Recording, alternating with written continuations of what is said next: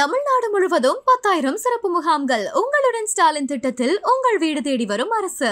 சென்னை சில்க்ஸின் ஆஹா ஓஹோ ஆடி சேல் 50% வரை தள்ளுபடி.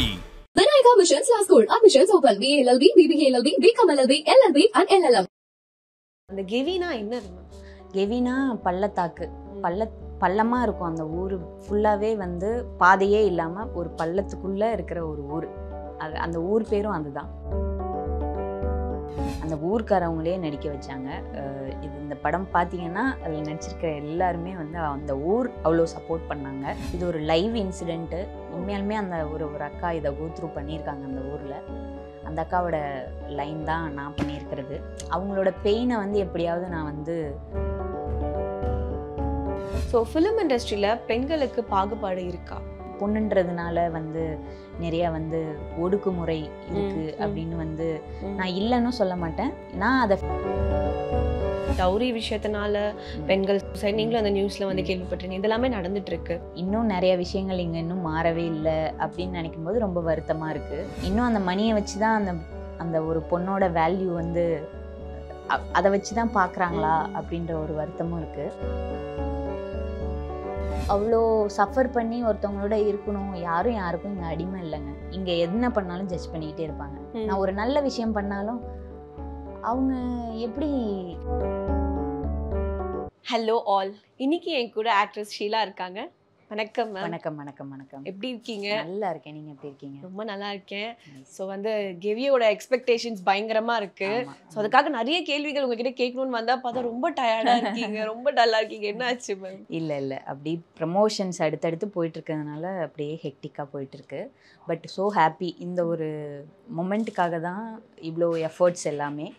அது இன்னும் கொஞ்சம் பெரிய ஹாப்பினஸ் என்னென்னா July 18 after release audience like நம்மளோட மக்கள் லைக் என்னோட ஃபேமிலி அப்படி தான் சொல்லணும். ஏன்னா அவங்கெல்லாம் என்னை வந்து வீட்டில் ஒரு அவங்க பொண்ணா இல்லை அவங்களோட லைக் அவங்களோட லைக் ஒரு ரிலேட்டிவாக என்னை வந்து கனெக்ட் பண்ணியிருக்காங்க இது வரைக்குமே. ரொம்ப எக்ஸைட்மெண்ட்டாக இருக்குது. அதனால் அந்த படத்துலேயும் நான் தூங்காமல் வேலை பார்த்தேன். இப்போ ப்ரமோஷன்லேயும் லைக் ட்ராவல் லைக் ப்ராப்பர் அந்த மாதிரி கொஞ்சம் ஹெக்டிக்காக போயிட்டுருக்கு. அவ்வளோதான். அண்ட் நீங்கள் சொன்னீங்கல்ல வீட்டில் ஒரு ஆளாக என்ன பார்க்குறாங்கன்ட்டு, அது ஃப்ரம் த ஸ்டார்டிங் நீங்கள் ஒரு புள்ளி வச்சிங்கல்ல, அழகிய தமிழ் மகள், அதுலேருந்தே எல்லாருமே விழுந்துட்டோங்க. தேங்க்யூங்க. ஸோ வந்து movie going to release on July 18 கெவி. ஸோ அந்த கெவினா என்னது மேம்? கெவினா பள்ளத்தாக்கு. பள்ளமாக இருக்கும். அந்த ஊர் ஃபுல்லாகவே வந்து பாதையே இல்லாமல் ஒரு பள்ளத்துக்குள்ளே இருக்கிற ஒரு ஊர். அந்த ஊர் பேரும் அதுதான். அதனால் கெவி ஊர் பேரையே வந்து வச்சாச்சு. ஸோ கெவி அப்படிங்கிறதுல நீங்கள் தான் அந்த கெவிக்குள்ளே இருக்கிற அந்த பர்சனே அப்படின்னும் போது ரொம்ப ஸ்ட்ரகிள்ஸ் கண்டிப்பாக இருந்திருக்கும். ஏன்னா அந்த இடம் நாங்கள் அந்த ட்ரெய்லர் பார்க்கும் போதே பார்த்து அப்படிங்கிற மாதிரி தான் இருந்துச்சு. அந்த ஒரு பரபரப்பு தெரிஞ்சது அந்த ட்ரெய்லர்லேயே. ஸோ அந்த இடத்துல அந்த ஸ்ட்ரகிள் அப்படிங்கிறது பயங்கரமாக இருந்திருக்கும். ஸோ அந்த ஸ்பாட்டில் நடந்ததை பற்றி சொல்லுங்கள். நம்மளுக்கு உண்மையாலுமே ரொம்ப ஸ்ட்ரகிள் தான் சொல்லுவேன். ஏன்னா ஆக்டர்ஸ் ரொம்ப கம்மியான ஆட்கள் தான் வந்து நம்ம இங்கிருந்து போனது. மற்றபடி நடித்த எல்லாருமே அந்த ஊருக்காரவங்க தான். லைக் அந்த டோலி தூக்குனது எல்லாமே, மற்ற விஷயங்கள் பார்த்துக்கிட்டது எல்லாமே. ஏன்னா நம்மளாலே ரொம்ப ஸ்ட்ரகிளாக இருக்கும்போது இதுக்குன்னு தனி ஆர்டிஸ்டெல்லாம் கூட்டிகிட்டு போக முடியாதுன்னு சொல்லி அந்த ஊர்க்காரவங்களே நடிக்க வச்சாங்க. இந்த படம் பார்த்தீங்கன்னா அதில் நடிச்சிருக்கிற எல்லாருமே வந்து அந்த ஊர் அவ்வளோ சப்போர்ட் பண்ணாங்க. ஏன்னா பகல் ஃபுல்லாக அவங்க வந்து அவங்களோட ரொட்டீன் பார்ப்பாங்க, நைட்டு நம்ம ஷூட்டுக்கு வருவாங்க. கிட்டத்தட்ட இந்த ஷூட் முடிகிற வரைக்கும் அவங்களுமே தூங்காமல் லைக், ஏன்னா பகலில் அவங்களோட வயல் வேலைகள் காட்டுக்கு போயிடுவாங்க. லைக் அவங்களோட வேலைகள் ரொட்டீன் ஒன்று இருக்குது. நைட்டு வந்து நம்மளுக்கு வந்து அந்த டோலி கட்டி அது, ஏன்னா லைவாக ஷூட் பண்ண முடியும்னா அதெல்லாம் பண்ணினா தான் அந்த ஒரு லைவ் கிடைக்கும். ரொம்ப கஷ்டமாக இருந்தது எனக்கு.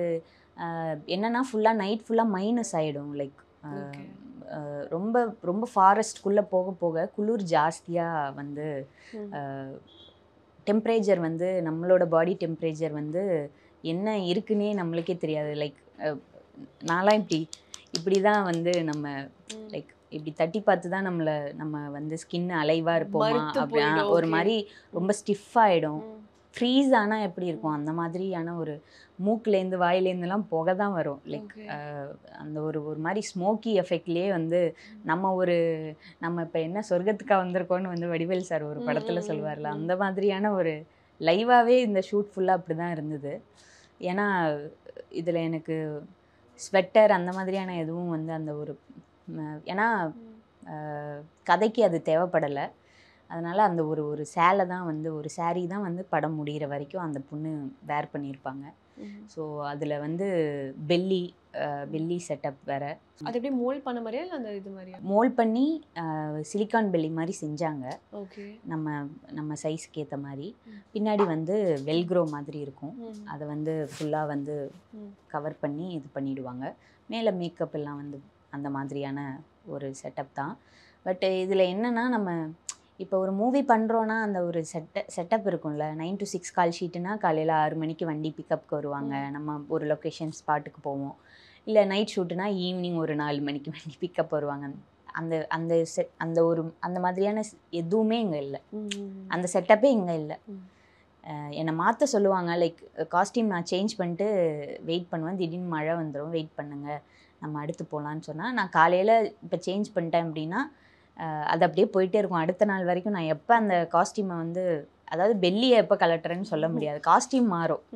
லைக் saree கூட வந்து மாற்ற சொல்லுவாங்க. பட்டு பெல்லி வந்து ஃபுல்லாக பேக்கப், அதாவது நம்ம இன்னைக்கு பிளான் பண்ணதை எடுத்து முடிச்சாச்சு அப்படின்னு சொல்லும்போது தான் அந்த பெல்லியை நம்ம கழட்ட முடியும். ஸோ ரொம்ப ஒரு ரிஸ்கியான ஒரு ஜாபாக தான் இருந்தது. பட் எனக்கு எண்ட் ஆஃப் த டே இது ஒரு லைவ் இன்சிடெண்ட்டு.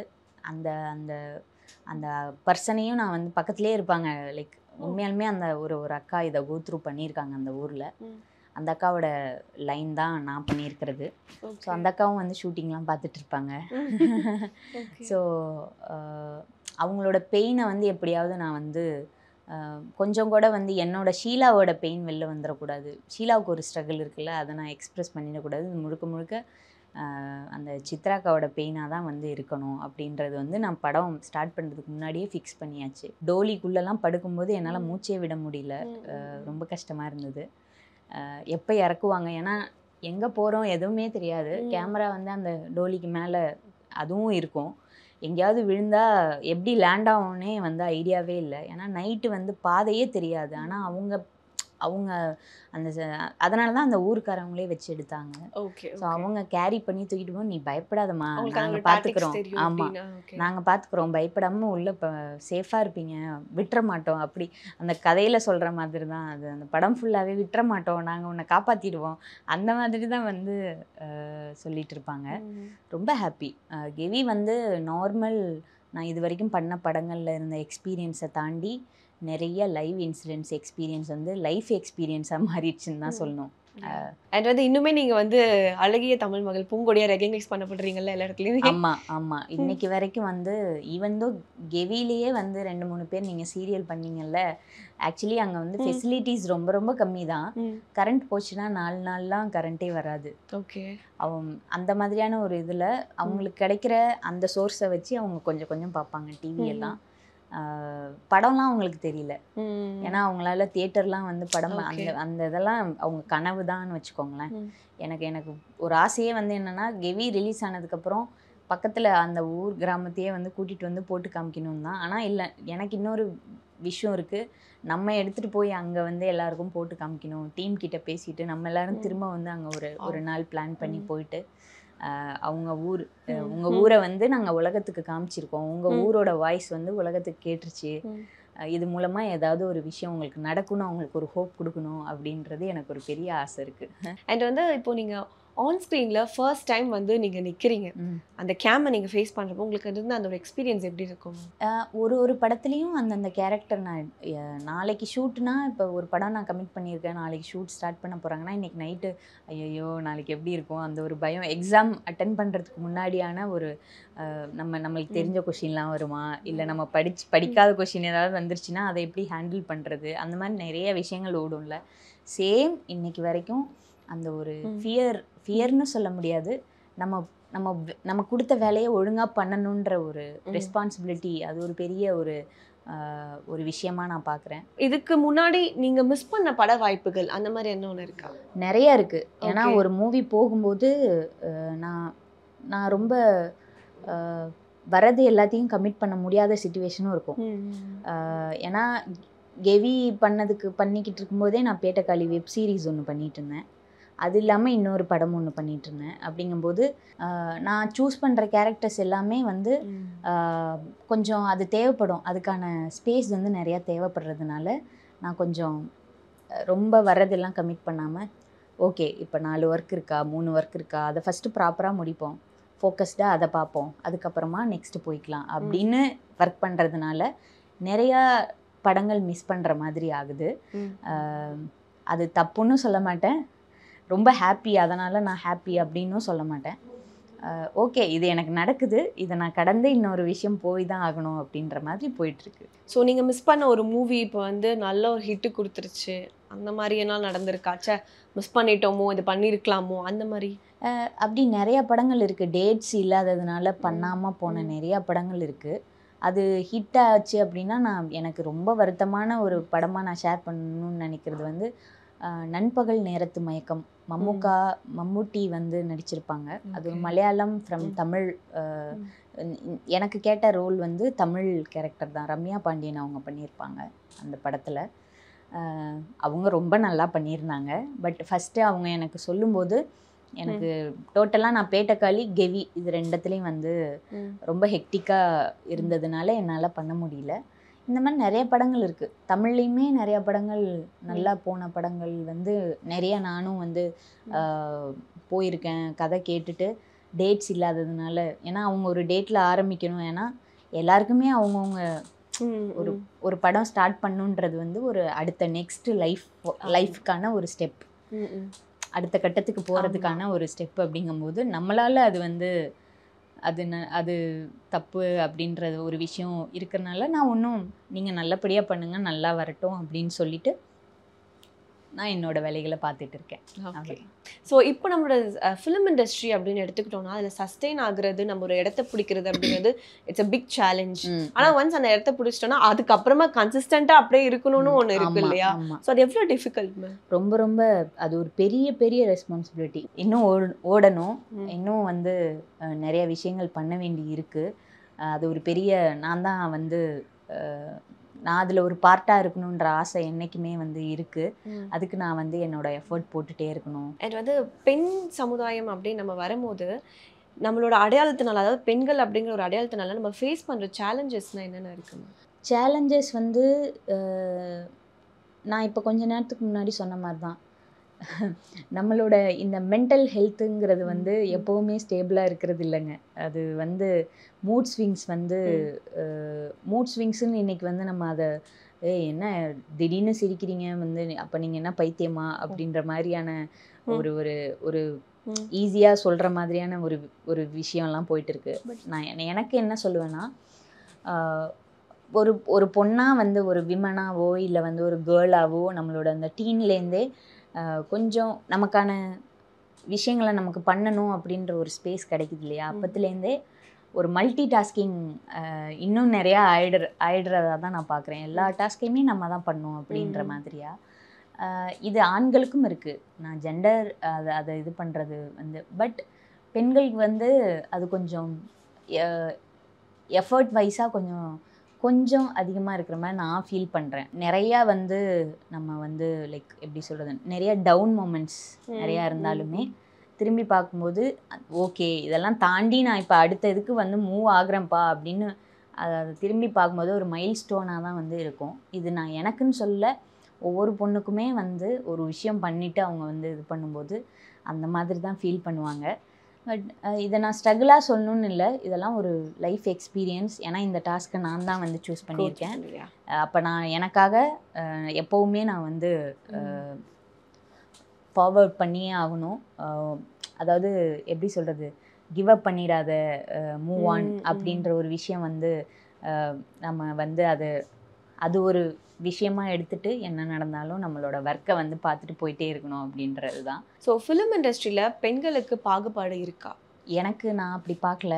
ஆனால் அப்படி இருக்குன்னு தெரிஞ்சுது அப்படின்னா, ஆனால் அதுலேயும் தாண்டி நிறைய பேர் வந்துட்டுருக்காங்க அப்படின்னு நினைக்கும் போது ஸோ ஹாப்பி. அதுதான் நான் இது வரைக்கும் அதை நான் ஃபேஸ் பண்ணதில்லை.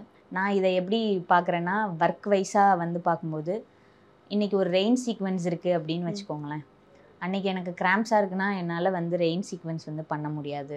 இல்லை வந்து நான் ஒரு ஒரு தண்ணி இருக்கிற ஒரு பூலில் வந்து இறங்கணும் அப்படின்னா அன்றைக்கி எனக்கு இயற்கையாகவே எனக்கு வந்து என்னோட ஃபிசிக் வந்து ஒத்துழைக்கல அப்படிங்கும்போது அதை ஒரு ரெக்வெஸ்ட்டாக நம்மளுக்கு வைக்கலாம். ஓகே, அந்த மாதிரியான சின்ன சின்ன விஷயங்கள் வந்து அது பேசிக் ஒரு இதாக, ஏன்னா நம்மளுக்கு இதுவுமே நேச்சர் தான். அப்படிங்கும்போது அந்த மாதிரியான விஷயங்கள். பட் ஒர்க் வைஸாக வந்து நீ பொண்ணுன்றதுனால வந்து நிறைய வந்து ஒடுக்குமுறை இருக்குது அப்படின்னு வந்து நான் இல்லைன்னு சொல்ல மாட்டேன். நான் அதை ஃபேஸ் பண்ணல இன்னும். ஸோ இப்போ இந்த சொசைட்டியில் வந்து ஆண் பெண் 2 பேருக்குமே அந்த ஒரு ஈக்குவாலிட்டி இருக்குன்னு சொல்கிறாங்க. பட் அது ஸ்டில் இருக்கா? ஏன்னா டவுரி விஷயத்தினால பெண்கள் சூசைட், நீங்களும் அந்த நியூஸில் வந்து கேள்விப்பட்டிருக்கீங்க, இதெல்லாமே நடந்துட்டு இருக்கு.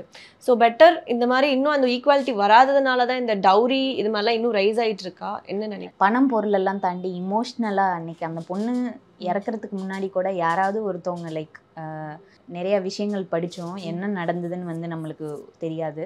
யாராவது ஒருத்தவங்க வந்து பார்த்துக்கலாம், ஒன்றும் பிரச்சனை இல்லை லைக் அப்படியே சொல்லி அவங்கள வந்து கொஞ்சம் ஒரு ஒரு ஒரு இமோஷ்னல் சப்போர்ட்டாக யாராவது இருந்திருக்கலாம் அப்படின்றது தான் அந்த விஷயத்தில் நான் பேசிக்காக வந்து இப்போ எனக்கு ஒரு பிரச்சனை அப்படின்னு சொல்லி நான் எல்லாத்தையும் சொல்லாமல் இருக்கிறது அது என்னோட நேச்சர். ஆனால் எனக்கு இந்த டவுரி விஷயத்தினால நிறையா வந்து நடக்குது அப்படின்னு நினைக்கும்போது ஓகே, நம்ம இன்னும் நிறைய விஷயங்கள் இங்கே இன்னும் மாறவே இல்லை அப்படின்னு நினைக்கும்போது ரொம்ப வருத்தமாக இருக்குது. இன்னும் அந்த மணியை வச்சு தான் அந்த ஒரு பொண்ணோட வேல்யூ வந்து அதை வச்சு தான் பார்க்குறாங்களா அப்படின்ற ஒரு வருத்தமும் இருக்குது.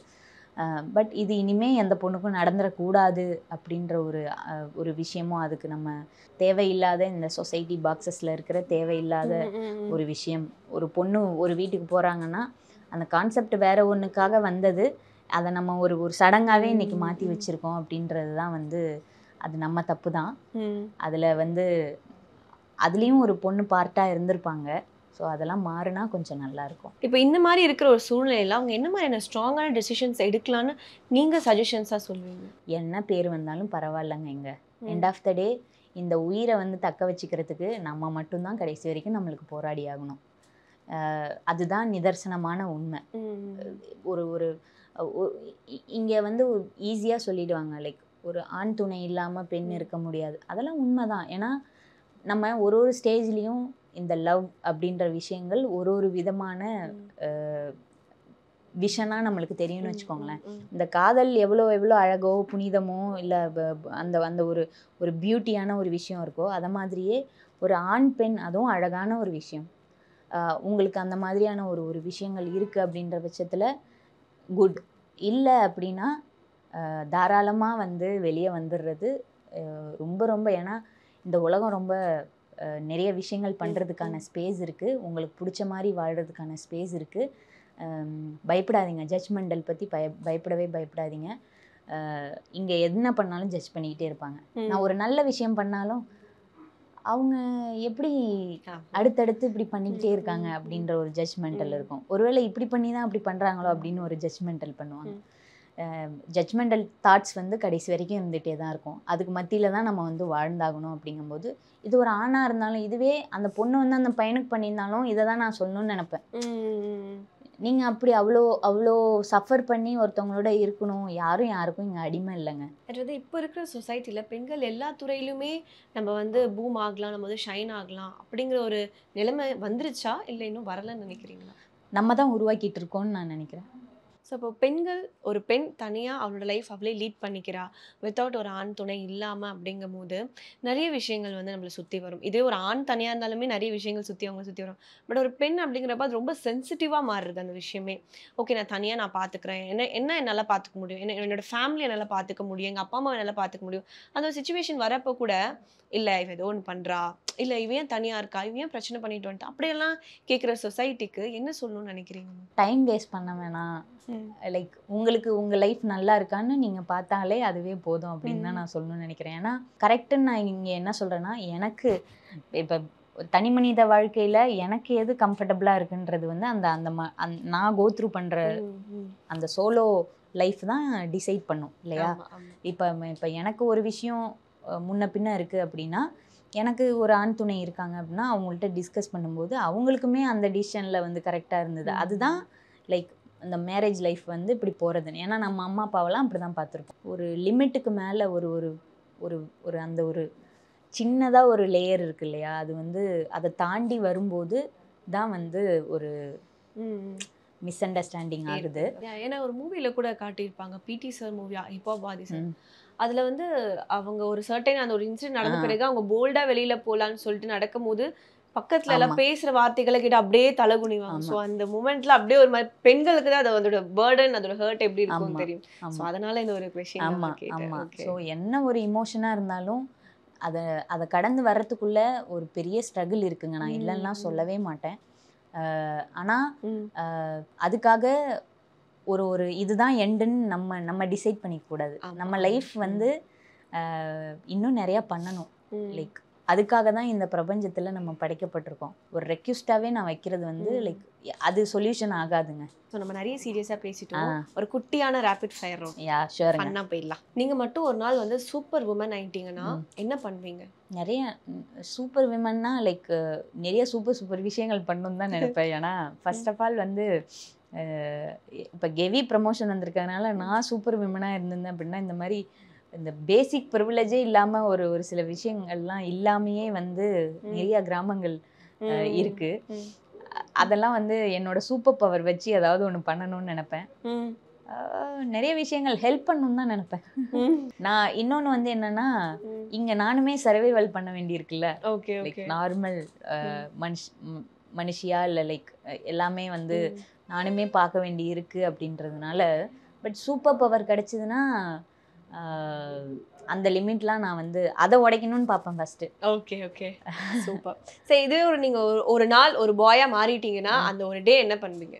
பாயா இருந்தா அவங்களுக்கு என்ன ஸ்ட்ரகிள் இருக்குன்னு தெரிஞ்சுக்கணும்னு நினைப்பேன். ஏன்னா நான் இன்னைக்கு ஒரு நாள் பாயா இருக்கேன். சரி நிறைய சொல்றாங்கல்ல என்ன இருக்குன்னு பார்ப்போம் அப்படின்ற ஒரு கியூரியஸ் இருக்கு. லைக் நாங்களும் கஷ்டப்படுறோம் அப்படின்ற ஒரு விஷயம், அவங்க கஷ்டம் என்ன அப்படின்னு தெரிஞ்சுக்கணும். ஏன்னா கஷ்டத்தை தெரிஞ்சுக்கிட்டாதான் அந்த ஒரு ஹாப்பி பிளேஸை வந்து நம்ம வந்து ஈஸியா, அது ஹாப்பினஸ் வந்து ஈஸியா நம்மளுக்கு நம்ம மென்டலி ஃபிசிக்கலி அடாப்ட் ஆகிப்போம். ஒரு கஷ்டம் தான் நம்ம மென்டலி ஃபிசிக்கலி அடாப்ட் பண்ணிக்கிறதுக்கு ரொம்ப நேரம் ஆகும். ஸோ வந்து இப்போ அழகு இம்பார்ட்டண்ட்டா இல்லை ஆட்டிடியூட் இம்பார்ட்டண்ட்டா இல்லை நம்ம இருக்கிறதே போதும்பா அப்படிங்கிற மாதிரியா? இது நம்ம இருக்கிறது தான் ரெண்டுமே அதில் இன்க்ளூடாக இருக்குது. நான் இருந்தேன்னா இது ரெண்டுமே இருக்கும். பீரியட்ஸ்க்கு லீவ் கொடுக்கறது சப்போர்ட் பண்ணுவீங்களா, அப்படி இல்லைன்னா வி கேன் ஹேண்டில் இட் டைப்பா? ஒவ்வொருத்தருக்கும் ஒரு ஒரு மாதிரி இருக்கும். ஓகே. எனக்கு வந்து எனக்கு அதெல்லாம் நான் ஒர்க் இருந்துச்சு அப்படின்னா எல்லாமே அந்த நாள் இந்த நாள் அப்படிலாம் இல்லை, எல்லா நாளும் ஒர்க் பண்ணுவேன். பட் என்ன மாதிரியே எல்லாரும் இருப்பாங்களா அப்படின்னா கிடையாது. You can handle it. ஏன் நான் ஹேண்டில் பண்ணிப்பேன். ஃபேர்னஸ் க்ரீம் ஆர் சன்ஸ்க்ரீன் எது உங்கள் ஹேண்ட்பேக்கில் மஸ்ட் இருக்கும்? சன்ஸ்க்ரீன். ஷாப்பிங் அன்லிமிட்டடா இல்லை ஸ்லீப்பிங் அன்லிமிட்டடா? ரெண்டுமே தான் சொல்லணும். எப்படி? பட் ஸ்லீப் வந்து எப்போவுமே ஒர்க் முடிச்சு வந்தால் ஸ்லீப் மட்டும்தான் தெரியும். நான் வெளியே போகிற பர்சனே கிடையாது. லைக் எனக்கு இந்த மாதிரி ப்ரமோஷன்ஸு எனக்கு தேவையான ஒரு அக்கேஷன்ஸ் ஏதாவது வரும்போது அதுவுமே ஆன்லைன் ஷாப்பிங்கில் முடிஞ்சிடாதான்னு ஏங்கின நாட்கள்லாம் இருக்குது. ஸோ ரொம்ப நான் அவுட்டிங் கேர்ள் கிடையாது. ஓகே. நீங்கள் காலேஜ் டைமில் இருக்கும்போது சீனியர் க்ரஷ் இருந்திருக்கா? இருந்திருக்கு. வாவ், டக்குன்னு சொல்லிட்டாங்க இருந்திருக்கு. ஓகே. அது நீங்கள் க்ரஷ்ஷா இல்லை அவங்கவுங்க மேலே க்ரஷ் அது மாதிரி? நான் எனக்கு தாங்க க்ரஷ் இருந்திருக்கு. என் மேலெல்லாம் அவங்க கிட்ட தான் கேட்கணும் காலேஜில். பட் பேசினதெல்லாம் கிடையாது. பேசினதெல்லாம் கிடையாது. தோழிகள் இல்லாமல் ஒரு வாரம் ஃபுல்லாக அவங்களால சர்வே பண்ண முடியுமா? கண்டிப்பாக பண்ண முடியாது. நான் வந்து அட்லீஸ்ட் நான் ஷூட்டில் லைக் கெவிலெல்லாம் பேசக்கூட சிக்னலே இருக்காது அந்த இடத்துல. Full hill station. ஒரு இடத்துல வந்து நெட்வொர்க் கிடைக்கும். அந்த இடத்துல உட்காந்து டெய்லி ஒரு 15 to 20 minutes ஆகுது நான் பேசணும்னு நினைப்பேன் என் ஃப்ரெண்ட்ஸ் கிட்ட. பேசினாதான் அந்த நாள் வந்து லைக் நான் என்ன பண்ணேன், இங்கே என்ன போயிட்டுருக்கு அப்படின்றத நான் சொல்லணும். அவங்க வந்து ஓகே அப்படின்னு சொல்லி பேசி வந்து அது ஒரு பெரிய பூஸ்டாக நான் பார்ப்பேங்க. அதனால என்னாலலாம் சர்வே பண்ணவே முடியாது ஃப்ரெண்ட்ஸ் இல்லாமல். ஓகே. ஸோ என்னைக்காச்சும் யாருக்குன்னா போய் சப்போர்ட்டாக பேசணும்னு சொல்லிட்டு போய் பல்பு வாங்கிட்டு வந்ததெல்லாம் நிறைய எக்ஸ்பீரியன்ஸ் இருக்குது. நிறைய நான் எதுனா சும்மா ஒன்றே எடுத்துக்கிட்டிங்கன்னா முடிச்சுக்கலாம். அது வந்து எல்லா ஒர்க்லேயுமே எல்லா இடத்துலையுமே வந்து ஒரு அவங்க வந்து வருத்தப்பட்டு பேசும்போது வந்து ஒரு கோவம் வரும். என்ன இவ்வளோ கஷ்டமாக இருக்குது, வா நான் வந்து பேசுகிறேன் அப்படின்னு சொல்லி நம்ம போவோம். அங்கே போயிட்டு யாரு அப்படின்னு சொல்லி திரும்பி பார்த்தா யாருமே இருக்க மாட்டாங்க. படத்தில் நடக்கிற மாதிரி. ஆமாம். என்னடா ஒரு படையே வந்தோம் யாருமே காணோம் அப்படின்ற மாதிரி நிறைய நடந்திருக்கு. எனக்கு இது நடக்கலையேடா, நான் ஒழுங்கா தானே இருந்தேன், பட் உங்களுக்கு நடக்குதுன்னு கேள்விப்பட்டதுனால நான் வந்து கேட்கறதுக்காக ஒரு சப்போர்ட் சிஸ்டமா வந்தேன். கடைசியில எனக்கே சப்போர்ட் இல்லாம நீங்களாம் ஓட்டிங்களே, இப்ப நான் என்ன பண்றது அப்படின்ற மாதிரி. ஆமா ஆமா இப்ப வந்து நான் மட்டும்தான் நின்றுட்டு இருக்கேன், கூட்டம் எங்கடா அப்படின்ற மாதிரி இருக்கும். ஸ்கூல் டேஸ்ல வந்து ஹாஸ்டல்ல வந்து நம்ம ஏதாவது ஒண்ணு கேட்க போவோம், சாப்பாடு நல்லா இல்ல அப்படின்னு சொல்லிட்டு எனக்கு அந்த சாப்பாடு பிடிச்சிருக்கும்னா சாப்பிட்டுட்டு தான் இருந்திருப்பேன். எனக்கு அதுல எந்த விஷயமும் இருந்திருக்காது, எந்த ஒரு இதுவும். பட் ஃப்ரெண்டு வந்து சாப்பிட்டுட்டு ஃபீவர் இல்லை ஒத்துக்கல அந்த மாதிரி வந்து ஒரு கஷ்டப்பட்டாங்கன்னா வந்து அவங்க கஷ்டப்படுறத பார்த்து முன்னாடி போய் வாங்க போய் கேட்போம் அப்படின்னு சொல்லி நிறைய பல்ப் வாங்கியிருக்கேன். எடுத்த உடனே சிஸ்டர் என்ன கேட்பாங்க, நீ என்ன மார்க்கு, என்ன ரேங்க்கு, ஃபர்ஸ்ட் மார்க்கா அப்படின்னு சொல்லி. இல்லை எனக்கு சாப்பாடு பிடிச்சிருந்ததுங்க, எனக்கு நல்லா தாங்க இருந்தது, எனக்கு எதுவும் இல்லை, நான் தெரியாம வந்துட்டேங்க. நம்ம அங்க சரண்டர் ஆகுற மாதிரி, நம்ம சரண்டர் பண்றதுக்காக அந்த ஒரு பொசிஷன் தப்பு பண்றீங்க அப்படின்னு சொல்றதுக்காக ஒரு ஹீரோ மோட்ல நம்ம போனா அங்க நம்மள வந்து ஐயா விட்டுருங்க ஐயா அப்படின்ற மாதிரியான ஒரு சிச்சுவேஷன் நடந்திருக்கு எனக்குமே. Super ma'am. ஸோ வந்து பயங்கரமா ஒரு சீரியஸா ஆரம்பிச்சு அப்படியே ஃபன்னா முடிச்சிருக்கோம். And we are waiting for KV. So first day first show நான் போய் பார்த்துட்டு உங்களுக்கு நான் கால் பண்றேன். கண்டிப்பா சொல்லுங்க, பார்த்துட்டு சொல்லுங்க. Thank you so much for time. Tamil Nadu முழுவதும் 10,000 சிறப்பு முகாம்கள். உங்களுடன் ஸ்டாலின் திட்டத்தில் உங்கள் வீடு தேடி வரும் அரசு. சென்னை சில்க்ஸின் ஆஹா ஓஹோ ஆடி சேல் 50% வரை தள்ளுபடி. Vinayaka Missions Law School. Admissions open. BA LLB, BBA LLB, BCom LLB, LLB and LLM.